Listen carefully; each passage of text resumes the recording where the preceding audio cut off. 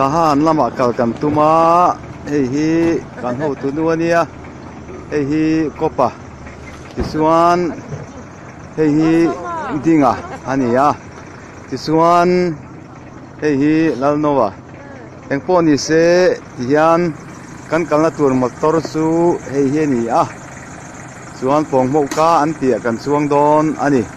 tichuan he thom hno kan lot me ka chuan gate pass kan ti fel vek to a tichuan helai hi vanal pe ka ani a tichuan helai motor hi kan tahan kalna tur ani tichuan hei kan thian te dang te pawh kal turan om ve boka engpo ni se tune kan omna hi khomoi tiau an ti kha ni a tichuan hei hi ron hoilok te u hei hi laltin thari hei thang sei ani a tahana kan chodon ani kan kalna tur motor pawh hi a thakho mai kan thian te kan lakim lo dewa tichuan kan ren hak khom mek ani ole tian lian tlang chhip atangin kan liam thata wanga tichuan lai tui panin tuna hian kan kal tha wang ta ani kalkong te pawh hi rin ain alo thakho maya kan kal le ze na tur kong lam te pawh rin ain alo thakho maya chuan lai tuia kan suak thadon ani yan lai tui kan thleng ta a lai tui hotel a chaw kan ei don ani chuan lai tui hotel a hian chaw kan enga choi khama kan chua thale anga chuan runa kan lut thale don ani hei hi lai tui hotel kan choi na tur chu ani a an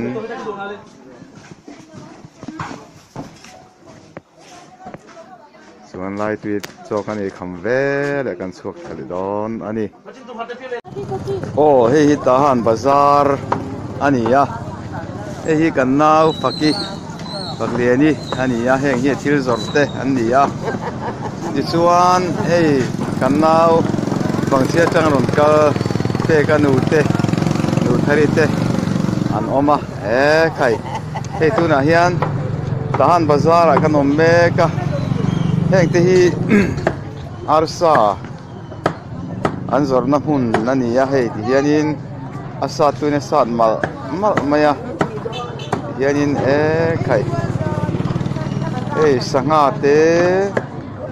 arsa te an zuar treu mai tahan bazara chuan heng lama hian artui te oma chuanin hianin helai phei hi a bazar kong phei pui bazar phei ani ta a chuan thinga te hian kol bawin changan zuara chuan he lama hianin heti hian bazar chuk thla ani le ta a hianin om theu mai ni tahan bazar pui kan thleng ta anuam kan ti khop mai hei thil zuar pawh an tam khop mai sar maya alom om hle mai tichuan tuna kan nau te in muana in chu hei hi ani a chuan in chhawng ani a chuan hi ta khian a in chungah hian ole pastor lan nun tluang atena so kan ei me ka hei chaw me pawh kan nga khop maya chuan hei kan nau te ho nen hian so kan an kil ho ta su ni a du sak takin heti hianin so hlui minan siam saka hei kopa ani pawh hi a chaw ia tui mel khop mai kan chaw me te reng hi tin an chaw te hi tuia thiang him boka puar ten kan ei don ani tichuan heta chawkalama hian kan kal thlanga tichuan chawkalama hianin hian chaw anh ấy lẽ alo mom le mày thì hiện in kan so ấy nó thì ole tu na hian bar maraman tui khwaro pui tak mai kan endona amun kan thleng tran to a ti chuan hei hi kan kalna motor kha ani a ti chuan ti hian tui khwa kan kal chho don ani ti chuan helama hian kal chuan khi lai khi an tui khwa om na mun ko tlang ani a ti chuan hei thla te kan han la sap loma an tui khwa hian kan kal chho don ani ti chuan he lai hi apan chhona kong pui kha ni a apan chhona kong pui hi ti hianin alo lang tarai mai ni ti chuan helai kong pui kal chhowa hian kan kalanga ti chuan hei na thok ho te po kol nu ho na thok te po hian lo om kar ma hun tina ti chuan helai apan chhona kong pui hian motorin kan tan chho anga ti chuan tui khwa kan han endon ani ole tuna hian tui khwa ro puyan ti chu kan thleng ta der mai le hei tui khwa chu han enila ti hianin ompu maya han fan zo sen chi po ani lova ridil kan ti te chu nep takani ridil mun thum vela lian ani a ti chuanin he ti hian a ko tlanga tin ke ni ho hi ti hianin kanom sapa helai po hi ron kal pe hi mara manu khania ti chuanin hei hei hi min ruai tu ber hei hi kan nau muan ate nupa an ni a athlamuan thlak le ma hei an ma ni zara tui khwaro pui tak mai kan han thira kan han thleng thei ta ni hei hi an khwana ko tlang zel kha ani a ti hianin han fan zo sen chi po ani lova tui khwa he azau em mai ni ti chuan helai hi tui khwa thlir na hmun pui pakhat chu ani ta ani tian ha to kho te po ti hian an oma ti chuanin tui khwa tian kan kal zel don ani aro pui hle mai nuam kan ti tlang hle ani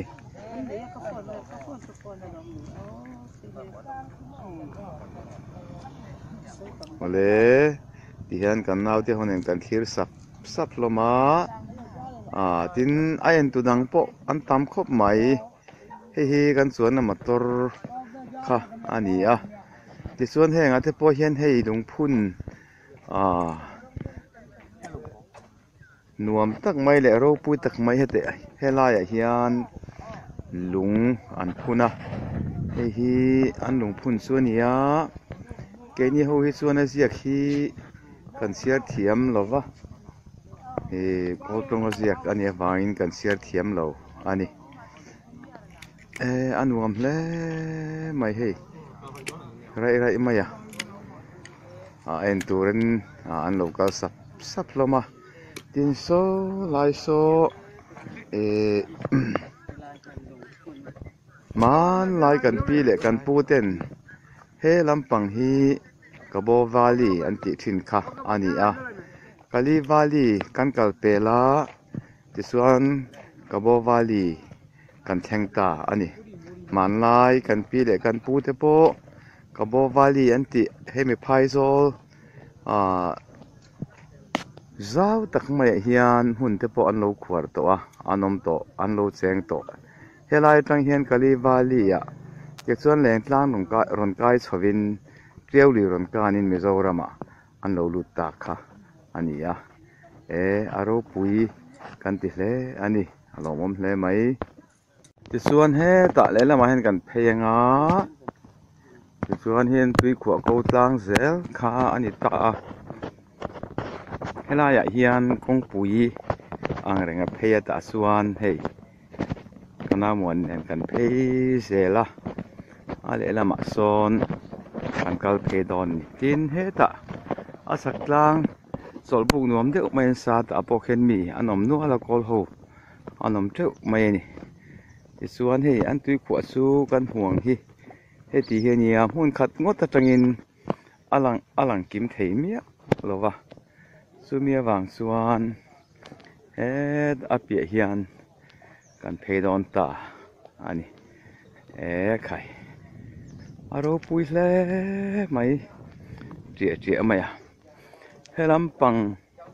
helampang hi heti hi alo ni a isuan alan kim thei lo wangin hian kan phei anga tisuan hein ha thok tu te po an lo om sap patien na te po an lo thok ta ani tisuan he lam hi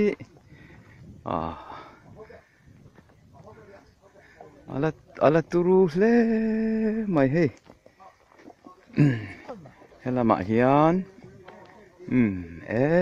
khai avalo lang kim lo na sa em ve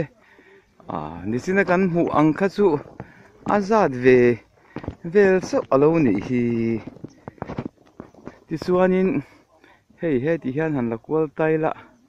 he ti hianin tisuanin he lama then kan han la kwal lenga he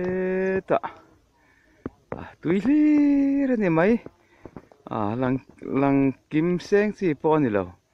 aturulu tukringot mai tin alai ate hian savalem ni om tak te oma an siam chop nge ni sawa tak suani hmel lawa khu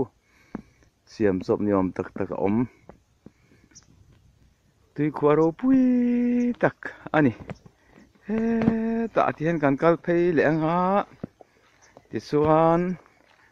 helam hi tiang hian alo lang ta an tui khua chu ko tlang chu hei na sa takin an sei moya tin an sei moi hle maya ti suan he ta hian kan kal phei de wanga ti suanin tui hi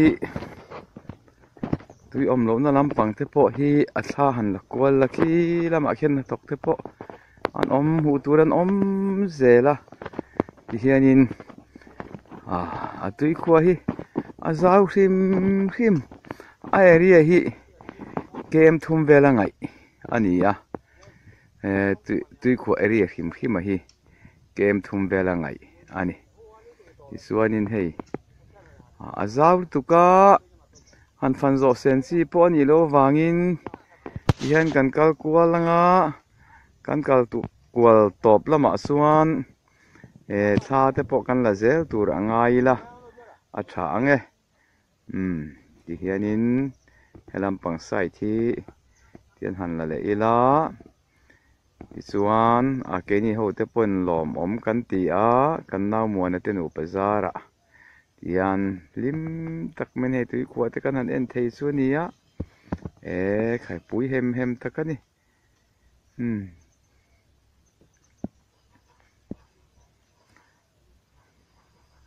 tisuan tuyen khua na ko tlang hi motor du to ka kal thei ania aturu tham hle mai hei hi kan rama mizorama te po ole hei hi an tui khua thirna tana an siam ani a luipui chunga thian an kho thlazur mai ti hianin chu heti hian a hmora kan va thlir don ani aro pui hle mai ti hianin luipui chunga hian an kho thlazut maya ti chuan song a son tuilak chhuwa tui hip chhuwa na khol nge ni eng mote a om boka kini chuan kan kha thiam chia lova ti chuan hatok ho ten nan thok mek boka chuan hei aro pui hle maya tui thirna tui luipui tui khua chunga ain kho thapup mai ni chu chuan kan soi ta ang khan hei nuam ti takin kan khaw sa vela chuan hei zingkar kan ho tu phei chu a kena nen kal ve thei lova chu tiang chu ani a kan phone camera te hianin a thin manglo ani chu tiang huna chuan tuna hian kan oma a lim om kan ti hle ani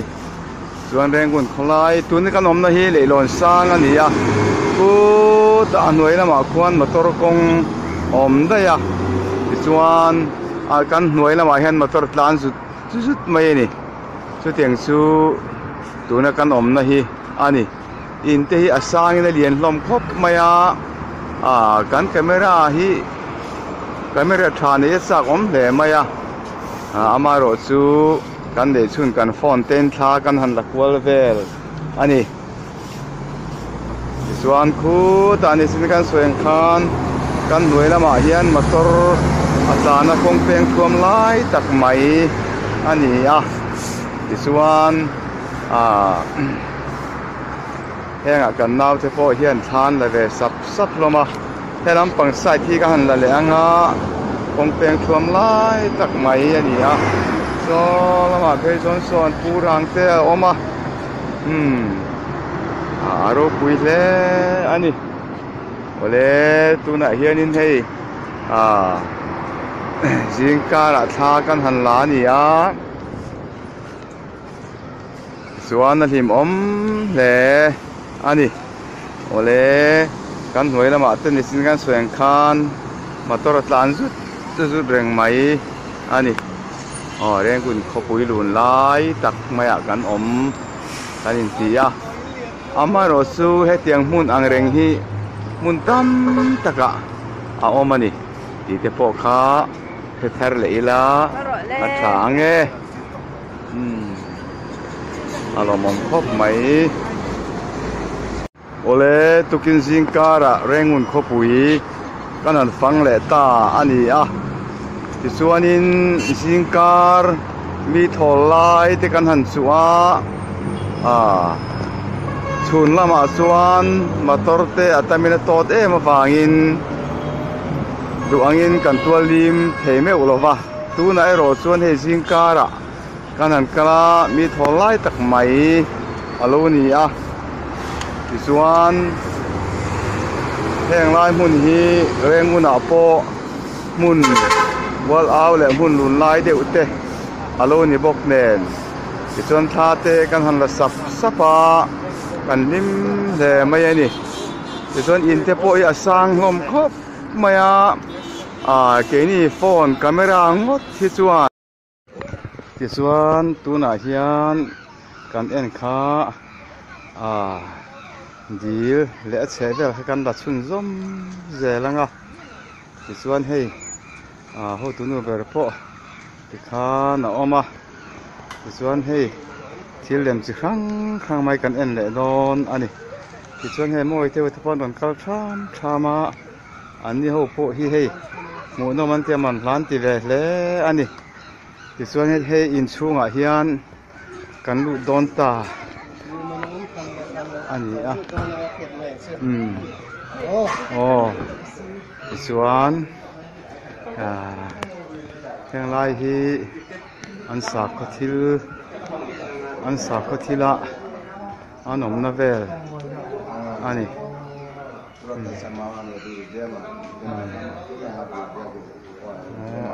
aro pui hlom hle mai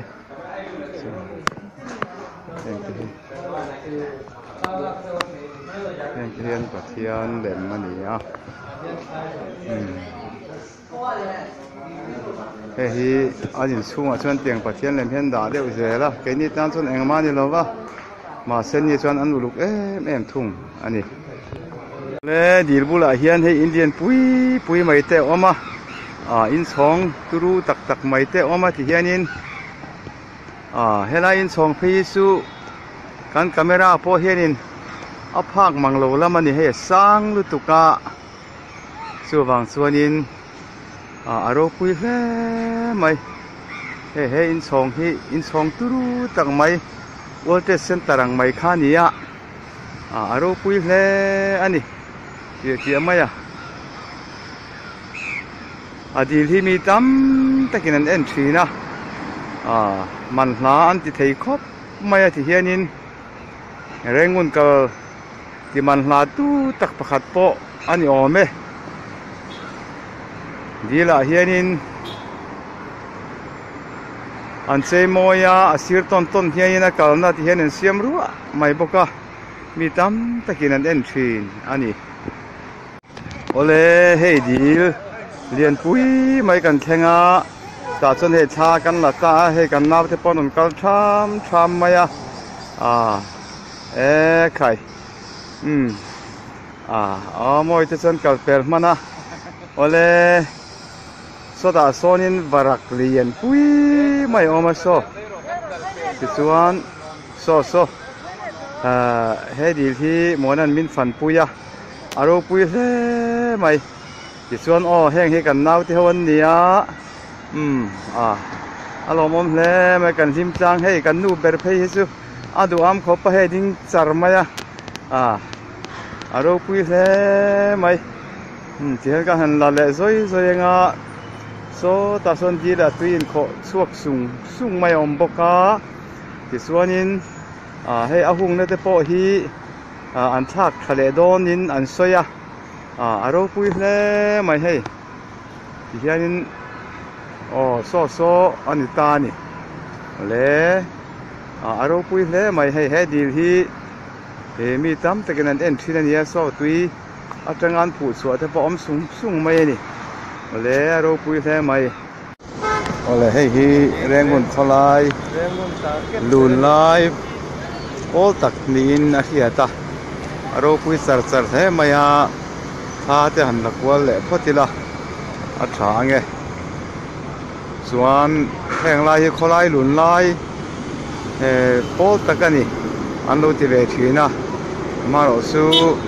he tiang ang hi cha tam khop maya motor tam tak a omani chuanin mi vak vei po an tama keni po ti hianin tune han motor kan changa chuan bus local vele kan kal vele don ani chu helai din mun ani mi te po an tam khop maya tin rengun kho pui hi aro pui ne em pakhat chu bike te hi mu tur om lova motor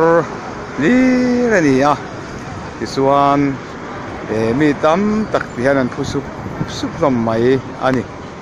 in te hi aro pui lom khop maya keni mu phak tok sina chuanin aro pui kan ti hle ani ole tiang khanin kanan ti kwal zel don ani ti chuan tuna chuan kan du tok ri mai don ani aro puin amon omin na thim om le ani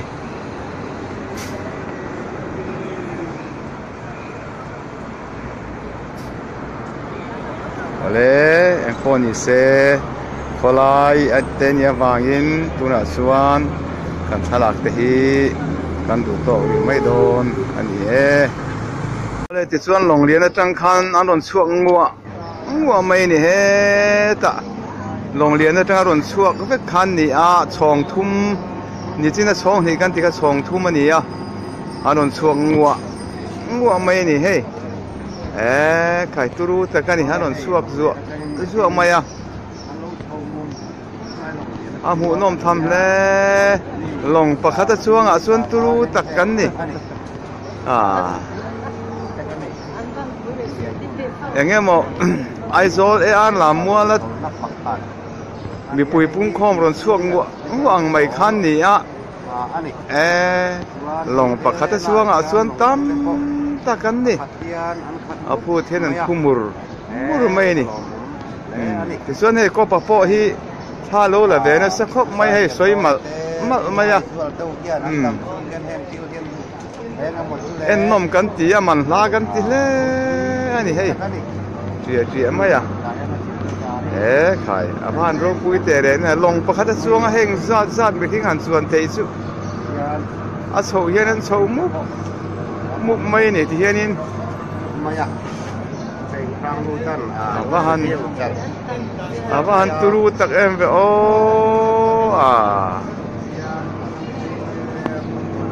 heng hi long pakhat na phur zo ta fek mai ni a mi hing sang ni vel a phur thei ani a turu hle mai ti chuan hei kan soi tak ang khan long lian a lo thleng le ta bur mai a long lian a khuana khat tlat tin mi hing an chuang ani ti chuan ron tol nai tua le ti hianin ti chuan rengun khopui chunga an lo lut vek don ani alian tham khop maya he long hi aro pui hle ani ti chuan helaya in do tha hian anon lut chho don ani ti chuan hei hi ale lama chuanin taxi kan ti ho khan alo hual le thup maya ta chuan an chuanga ti hian long lian turu tak mai kan hmule ta ani aro pui hle mai a chhong ani a hnuai le a chunga mi hingan khat tlat tani he long hi turu tak ani mi sang ni lengvel ani a he long hi turu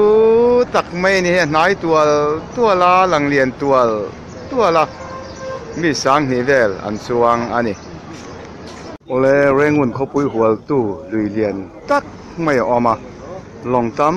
tak a chol boka chu tu na hian kan thir le mek ani a aro pui hle ani ti chuan hei hian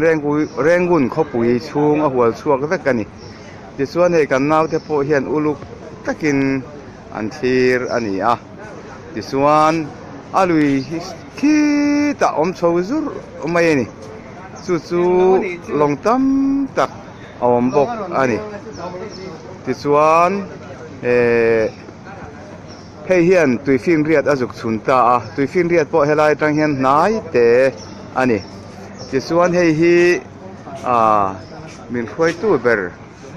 muana khani ani hen min ko mu zela thileng kim mai min ko mu a ti chuan hei kan khiat lo a om ti pawh kan khiat ve lo kha ke ni chuanin kan mu tamai chuani hi o ti hianin aro pui hle ani he lui hi a thang lok khu tuifin riat kan pi le puten an ngai sane mem tuifin riat kha thang lo wa khuan a om ani ole ti chuan helai long chol na ni pa bok form rengun kho pui hual tu le long lian pui an to rut mai an hianin aro pui kan ti hle ani ole helam beng hi helai invadian pui kwan ro rel khol om na kha ni a helam beng khim mi chu ro rel khol om na lamani ti chuan hei parwa ten tam khopa an ngam sian an risup maya chuwang chuan engpo ni se jingkara rengun ko pui han fan chu nuam kan ti hle mai mi thol lai tak kan chuwa jingkara ko pui kan phangta ani ti chuan motor kalvel te atama wangin jingkar eng thol lai tak kan han chu ta helama hian thler pakhat kal phei le a ti chuan he ta motor atam sia engpo ni se ti hian kalpa han lak deuh zoi mai lo chuanin ti thei kan nei lova camera pa ngai te ni lova ti hianin engemaw phone camera mai thil la kan nia wangin duangin a chiang hle thei lova maro chu ke ma ni lam te ko ti hianin kan ti ve tok zerani ole ti hian rengun kholai kan phang chho zela turu hlom khop maya in te hi in ro pui tak maya tam hle maya chuan rengun kholai fan hi nuam kan tia kan nau muanan min khwai zela ke ni hi chuan khoilama kal tun nge kan ni a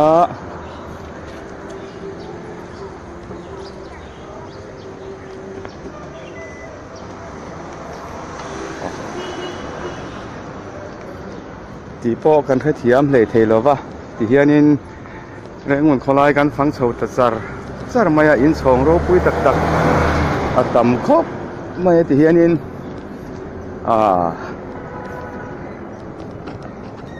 จริงอ่ะ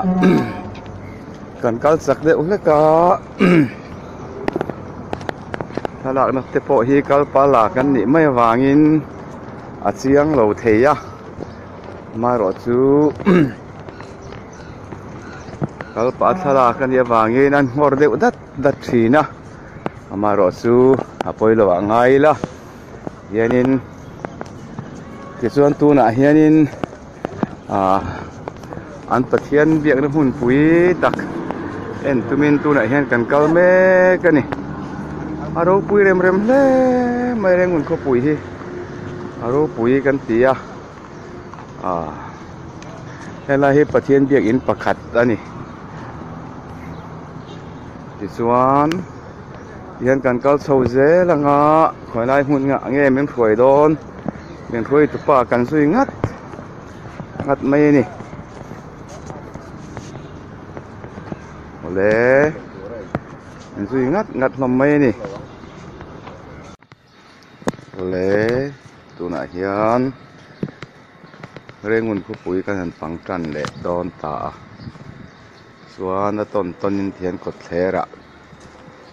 กันกะลากันฟ้าเทียวกันน้าวเทียวโปกันมาเห็นนั่นก็ชามไม่อะ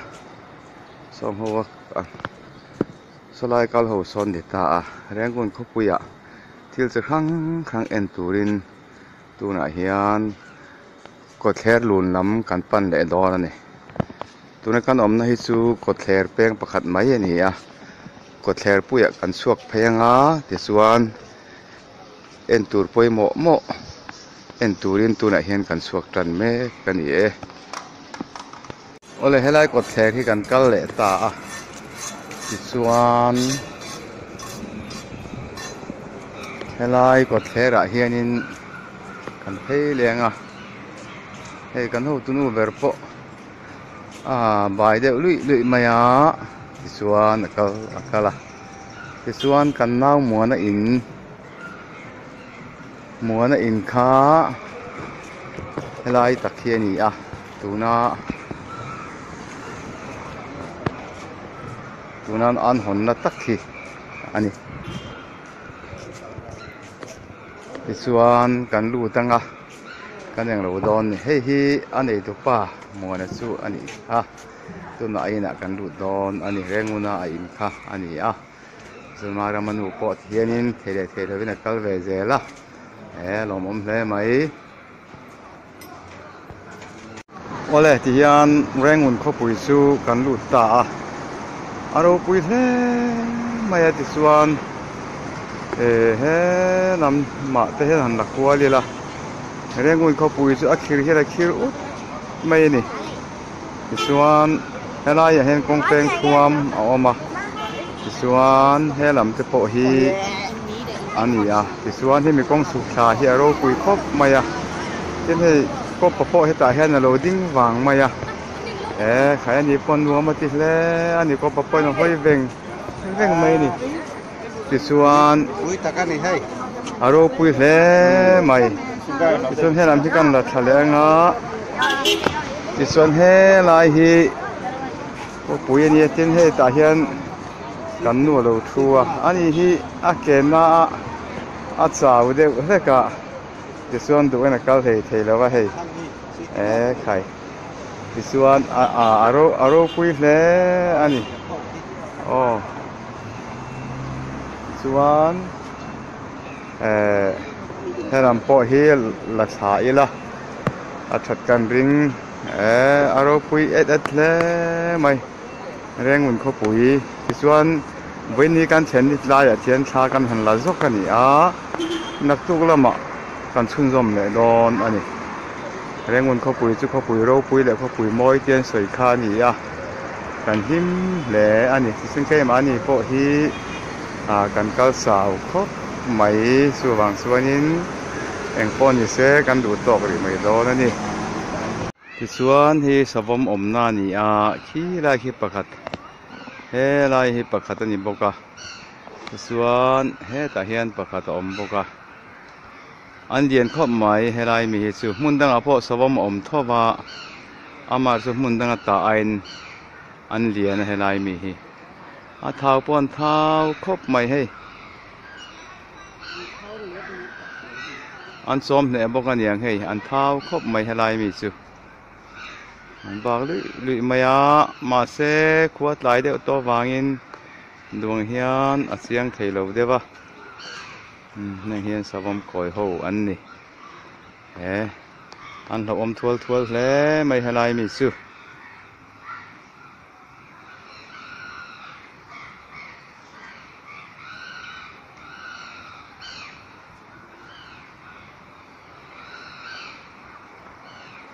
savam hi mun rang an da a hemi te pathum hi abuat nga ron suaka adang chuan ron suak ri lo ani ome ole hei hi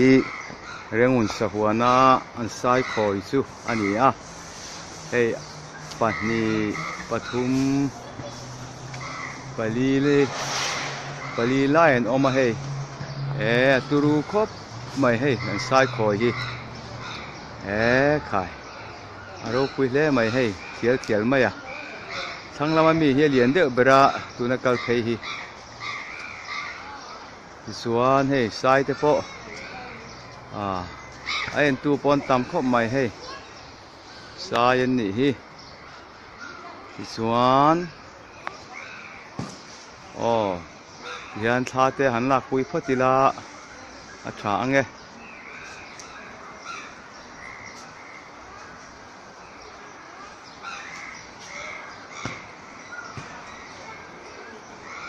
rengun sahuana sai an khoi ho an ni hian hu nom khop mai hei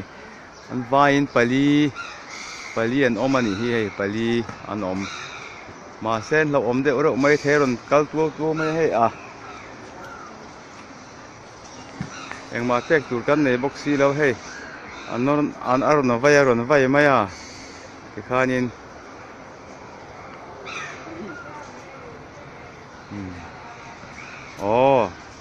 ole sahuan kha kanen chunzom zela hei hi savalian ber chi kha ania hei alien hle maya hei kal ut maya kha lama kha na theya hei stick howan ni hi stick alien hle mai tie maya alien takani hei mẹ ăn lẩu ôm thắm đi khai đi túi liền lẽ mày mình bỏ mình lao lẩu hay ta bỏ hiện là đang ăn lẩu ôm tàn thế số thì số nín số ta số là tàn thế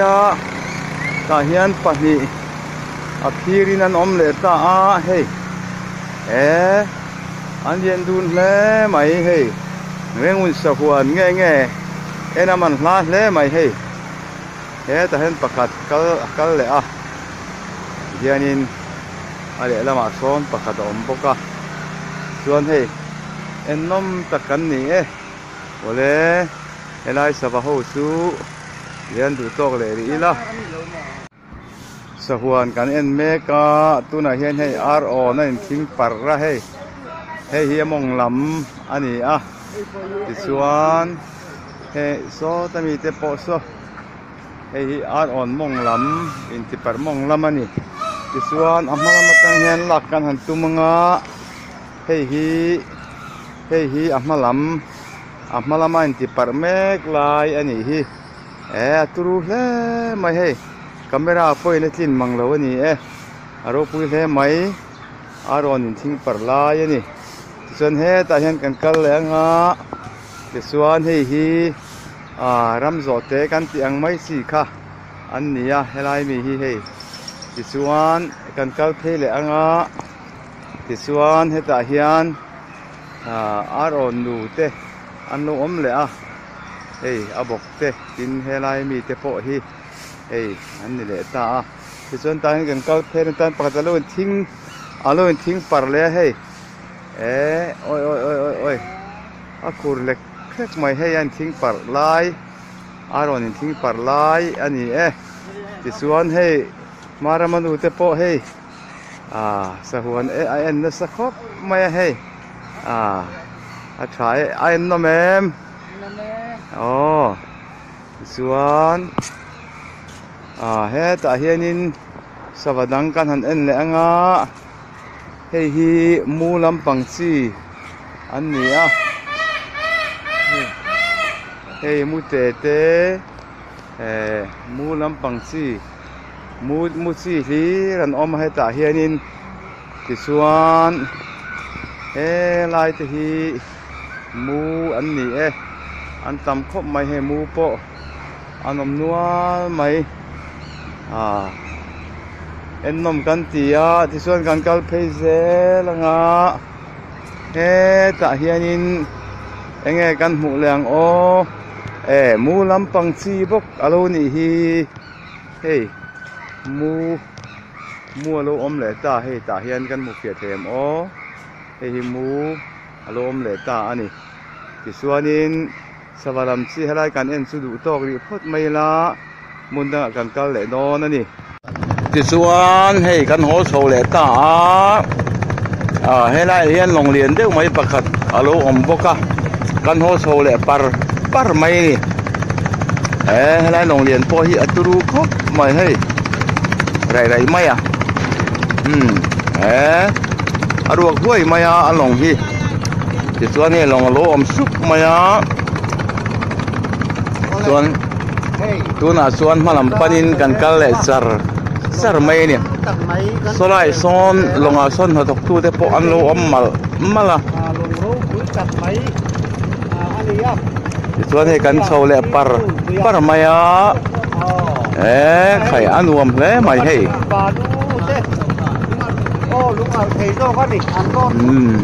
lungal thei ten pura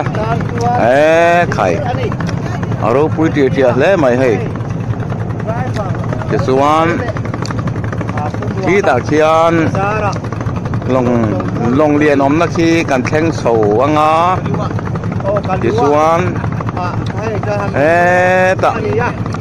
kanon chuan alam kan chuan chan tin na lam pan khan kan kal le char mai ni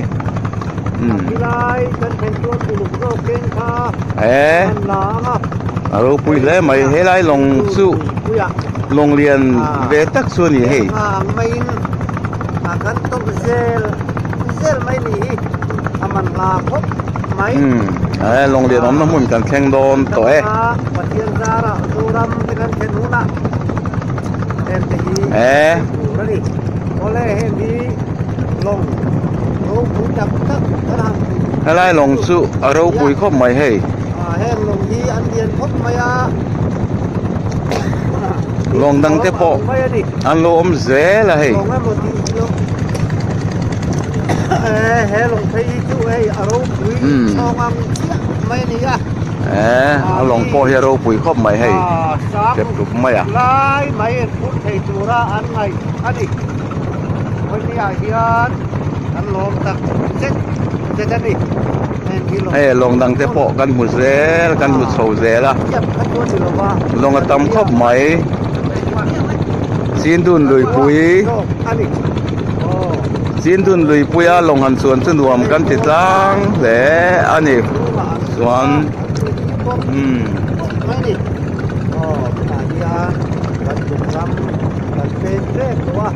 cái lồng thích thật là trốn đó mày aku buat uang bawa akan roda letak tak hey cuma kan hampir net itu karena baru mulai siap tu yo tak kali heng long te su sei le mai hey rai mai helai hi sipi te pursi do aru dia hey kwazin purlong ania tu na chon passenger ho an chuak de ubek to kan kam kan long chak ram ni kan ara hian tin tu mi kan kan te ta hiền lòng lom lẽ hey lòng bát nhị alo mà sắc là mà bỏ khen ôm zel mấy lòng su alo pui lẽ mấy hey khi một phần nhân đầu kia thì khi em thì lộc tính đây luôn đi in bual te pon oma ti chuan helai hen long lian pakhat lo om le a ti chuan kan kal chho zela long lo om zel ani kin khi lungal thei pur long ani lungal thei pur tam hle mai so tian kali wa tu kan han ta tu ni la long te nau de te long liền đều tê ăn nấm rẻ là khi ta khen long liền bạc talo ôm lệ à cái xuân cần nào thế thay hiện lại là hay thay là có bà bò hay trồng nó xăm à chắc anh ấy khai ngal sấy đủ anh ấy lại hiện cần mà long long quý đặc bạc ôm lệ à thế làm sao trong xuân mai team đều tất cả đồ anh ăn lằng tiệt thầy lâu ba long chú đây mà nó coi chú dia na ba cái gì mà ba cái gì đó đây là cô đi xem một cái tập tục mấy cái đồ thật kia hay là bơi lồng liền đấy mấy bậc talo ôm lệ à lồng xây khóc mày hay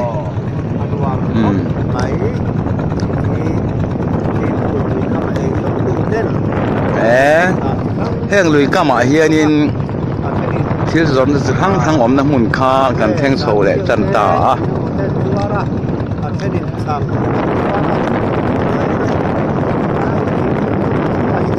mình la thế mày hề cần nào theo bôi hiền mình lan thì khóc mày hề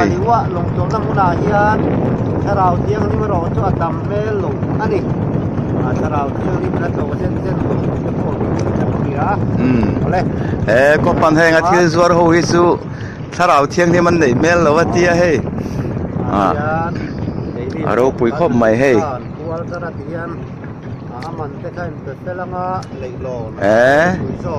alo mắm vé mày thì xuân cần đủ to đón toang á đi news kan han ti chuwa thấy thế tụi mình sẽ là thổ mét ole dian lệ lon nuôi khá cần thanh ta hay hi lệ lon hi anh nuôi làm乜chăng tha lạc sầu anh à aturu khop mày hi anh lệ lon te po hi turu ta cái này lệ lon hi sei ta cái này xin đun lùi bùi hi anh đó cái top mày kha anh à aturu lệ anh cái xuân tu là xuân ra lệ lắm cần thanh ta cái xuân ra lệ lắm à hey tụi te po hi aron phone du mai thì hiện in để xin kan kal tran tiền na kha khu ta ani to ani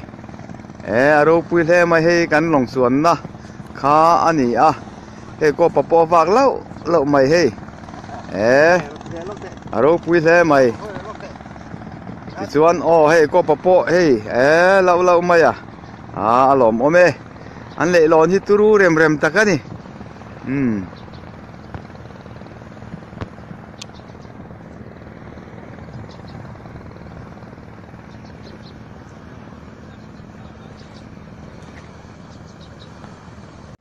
ole tu na hian sin dun lui puya longa kan chuang me ka he kan nau te pon om thap maya isuan he sin dun lui pui ani longin kanan fangkual vel don ani anuam kan ti hle maya he pon ni se longa kan chuang per mai don ani Suan, long atuna kan kalme ka sindun lui pui kan fangkual vel don ani ni ro pui le mai hi ta khen le lon ro pui tak mai oma su le lon su kan pan chho ta suan hei kan zawai longa kan thu thap mai ani anuam le mai par mai a hei longa kan chuang peng mai ni chuan so lai sulal no ania manon phar so chuan nung lam te po hi kan nau te hu hi tha te kan lang e chuan hei longa chuan ni nuam an ki thap maya nuam par takani chuan ti hianin hei dinga ania vanal dinga kan thalang tur hian azir lo de ba ti hianin longa kan chuang ta par mai ania ki le lon ro pui deuh mai kha ania chin dun lui pui hi le lonin an do kai zur mai he hian le lon do thar ania ama chuan awam ngai lo wa he hian lo do thar ania ma hi te ke le lon kin mut he mo yang thiani chuan he chin dun lui pui a longin kan kal ta sar maya chuan nakina chuan kan kual thale don ani chuan hei malam deuh hlek te po hi nuam takani hei par maya longin kan kal sar mai le hei hi lui nar lam panin kan kala chuan lui mong lam panin kan kual thale anga tuni su lui nar lam kan pan sar mai ni chuan hei hi maramanu khania ma se meli chuangin alang chiang thei vaklo ani hi khai anuam par le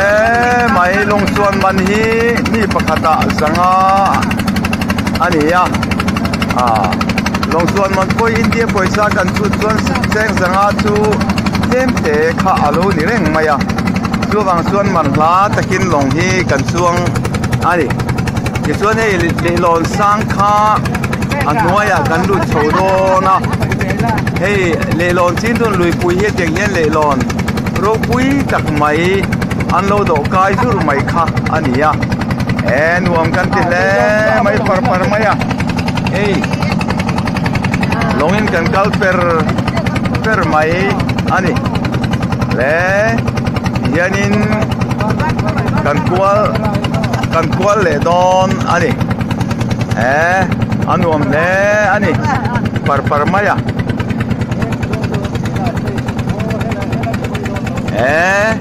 awan ro pui ba hei barmaram kan lu thuk ta viau mai tun hei le lon hnuaya kan lu chho tan ta ani hei le lon pui khania hnuaya thian kan lu ta tatang suan kan kual thale don ani ro pui hle mai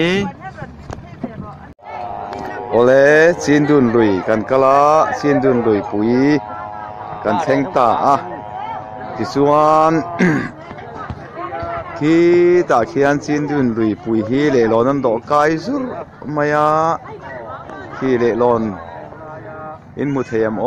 le lon an do kai zur maya ti chuan kan omna hi long cholna kaliwa kha ani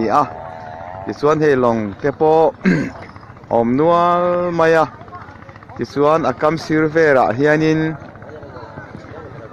akam sirvela hian thil zuar chi hrang an omani ti chuan thil zuar chi hrang an oma eitur tam ngang mai ti hianin eitur tam tak an zuara hei long chi hrang a oma a then chu vakuang long ni om tak tele long lian deuh te po a omani ti chuan heng hi an long lian ho then khat chu ani ti chuan thanglamah hian kan kal thla anga ti chuan khung lamah khuan long a in chhop zela chuan hei kan u le naute po thlan la sap maya anuam kan ti khop mai hei ti suan a sin dun lui taka hi chu tui tlem lai takin kan kalta a ti suan a lui tui hi lo tlem dewa ma ro chu hei long lian tak tak mai om zut maya hei tha te po kan la sap sap maya aro pui hle mai ti suan hei khi long lian te po thang lama khuan om sup mai khai nuam kan ti tlang le hei nu thari po thir du du mai hei pe kanu te hei pe ka te po oma kan lom hle ni ti suan long te po khu long lian pui te po om khup mai khu lai khu aro pui kan ti khop mai nuam po kan ti tin hei ding ate no ate po hi an oma hei an ni po nuam an ti ve mel khop mai hei ti suan hei muan hei min khoi tu berania hei lom om hle mai hei long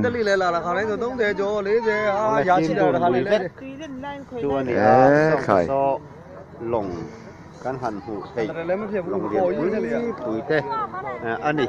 aro pui hle mai hei khi ta khian leilon an do kai zur maya an leilon po ki aro pui khop mai alom om kan ti hle ani ole tunatan suan kan du tok ri mayanga sindun lui pui han then chu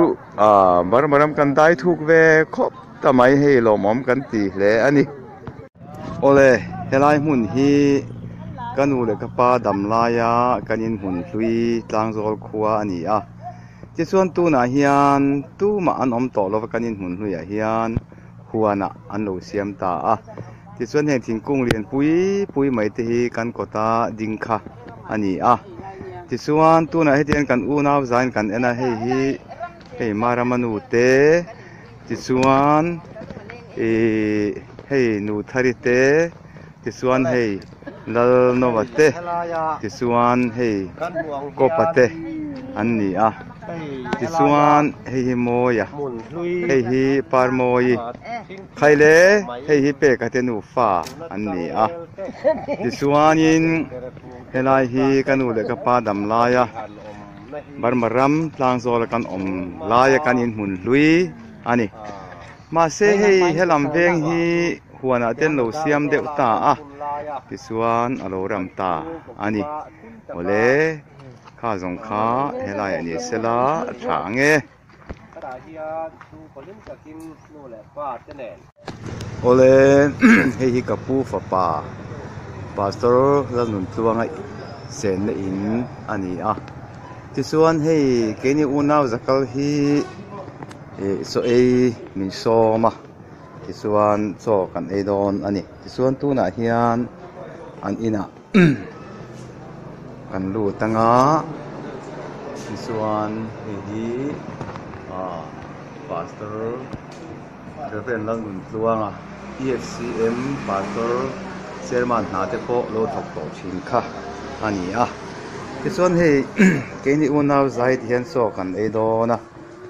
tin heta hian kanau te nu pa an oma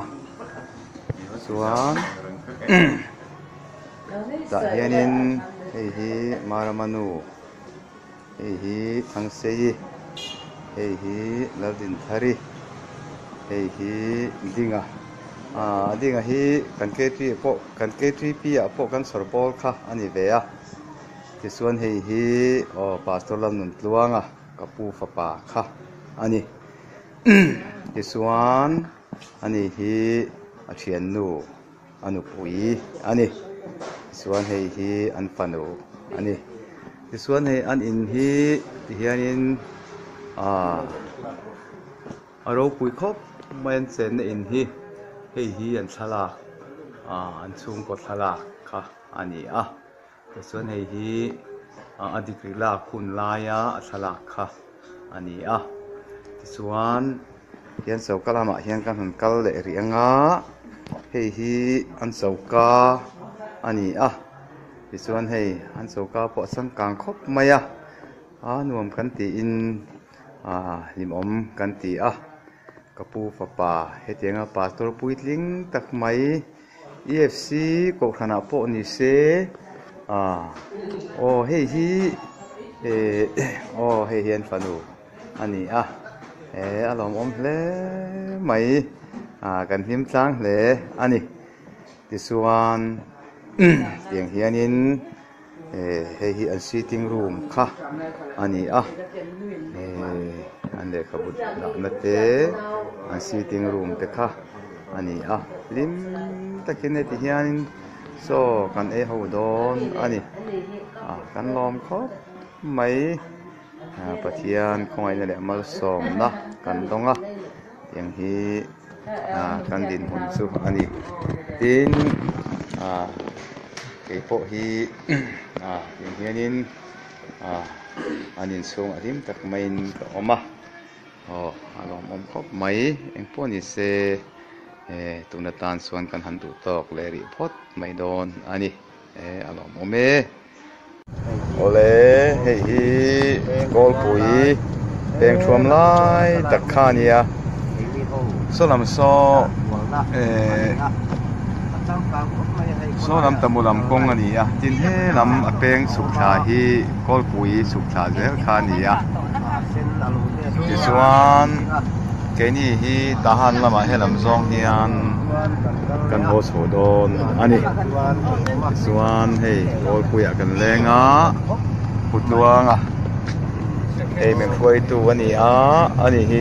EFC pastor EFC president na te lo sel to thin kha ani ole alom ome tichuan heti hianin kan tlan sowa tahan lampanin kan sole ta char ani zon he koi tu te kan nei tha kan lom khop maya tichuan ke ni mu ve phak tok sina chuanin gol pui hero pui pokan ti khop maya tin foi to nei lo chuan tong te kan thiam lo awangin ke mani hi chuanin hetiang hian kan phang mai thei lo wa amar chu foi tu thatak mai kan neya hetiang hianin hlim takin kan kalani tin akong te hi angilin amar nala kong te atha motor suan te hi anwa me mai ni suan voin nia voi tu tha kan ne hlim tak main